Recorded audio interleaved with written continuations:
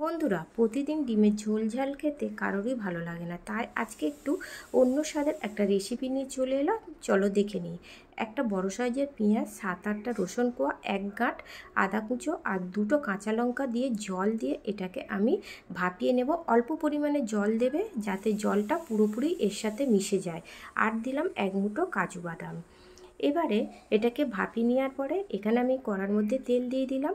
তারপরে পরিমাণ মতন জল দিয়ে একটা ছোট সাইজের পেঁয়াজকে স্লাইস করে কেটে নিয়েছিলাম। এই স্লাইস করে কেটে নেওয়া পেঁয়াজটাকে আমি পেঁয়াজ বেরেস্তা বানিয়ে নেব। এটা মুচমুচে লাল লাল করে ভেজে তুলে নিতে হবে। পেঁয়াজটা যেন পুড়ে না যায় এদিকে খেয়াল রাখতে হবে। যেটা সিদ্ধ করে নিয়েছিলাম মিক্সিং জারে দিয়ে দিয়েছি, আর দিয়ে দিলাম 1/2 কাপ টক দই দিয়ে আর এটাকে চাপা দিয়ে একটা পেস্ট বানিয়ে নেব। তারপরে এখানে আমি আগে থেকে ডিম 4টে সিদ্ধ করে নিয়েছিলাম, মাঝখান থেকে ডিমগুলোকে কেটে দিয়েছি যাতে এর মধ্যে মশলাগুলো খুব ভালোভাবে ঢুকে যায়। নুন আর লঙ্কা আমি মাখিয়ে দিয়েছি, নুন লঙ্কা হলুদ 3টেই মাখিয়ে এটাকে আমি তেলের মধ্যে দিয়ে ভেজে নিচ্ছি। এটাকে খুব ভালো করে নাড়াচাড়া করে ভেজে নিতে হবে। এইভাবে আমি ডিমগুলোকে ভেজে তারপর তেল ছেঁকে আমি ডিমগুলো তুলে নিচ্ছি। ভেজে নেওয়া তেলের মধ্যে ফোড়ন দিলাম 2টো ছোট এলাচ আর 4টে লবঙ্গ।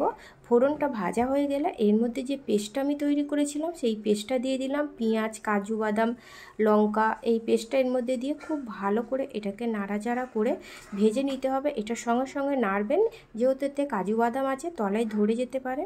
তারপরে দিয়ে দিলাম স্বাদ মতন লবণটাকে দিয়ে আবারও খুব ভালো করে ভেজে নিলাম। ভেজে নেওয়ার পরে এখানে 1 মুঠো কিশমিশ দিলাম। কিশমিশটা দিয়ে আবারও খুব ভালো করে 2 মিনিটের মতো নাড়াচাড়া করে ভেজে নিতে হবে। মশলাটাকে খুব ভালো করে কষিয়ে নিতে হবে।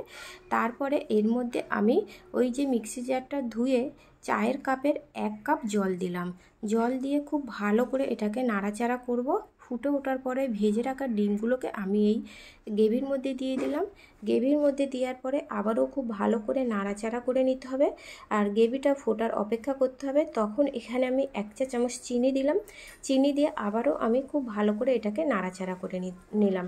খুব বেশিভাবে এটাকে ফোটানোর দরকার নেই, মিনিট 5 ফোটানোর পরেই কিন্তু এটা তৈরি হয়ে যাবে। তারপরে যে পেঁয়াজ বেরেস্তাটা তৈরি করেছিলাম তার থেকে হাফ আমি পেঁয়াজ বেরেস্তা এর মধ্যে দিয়ে দিলাম। দিয়ে আবারও নাড়াচাড়া করে এটাকে 5 মিনিটের মতন ফুটিয়ে নিলাম। দেখুন গ্রেভিটা কিন্তু অনেকটাই ঘন হয়ে গেছে, আর বেশি ঘন করব না। এবারে গ্যাসের ফ্লেম অফ করে এটা আমি নাবিয়ে নেব। এখানে আমি নাবিয়ে নিচ্ছি, একটা পাত্রের মধ্যে আমি ঢেলে নিচ্ছি। বন্ধুরা দেখো, তাহলে বন্ধুরা বুঝতে পারছো কত সুন্দর কত স্বাদের এই ডিমের রেসিপিটা তোমরা একবার হলো বাড়িতে তৈরি করো। বাকি যে পেঁয়াজ বেরেস্তাটা ছিল এর ওপরের মধ্যে আমি ছড়িয়ে দিলাম। এইভাবে একবার এই ডিমের রেসিপিটা খেয়ে দেখবে, দারুণ লাগে। ভালো লাগলে লাইক করবেন আর কমেন্ট করতে ভুলবেন না রেসিপিটা কেমন হলো। আমার চ্যানেলে নতুন বন্ধু হয়ে থাকলে অবশ্যই বন্ধুরা চ্যানেলটিকে সাবস্ক্রাইব করবেন। ভালো থাকবেন, সুস্থ থাকবেন।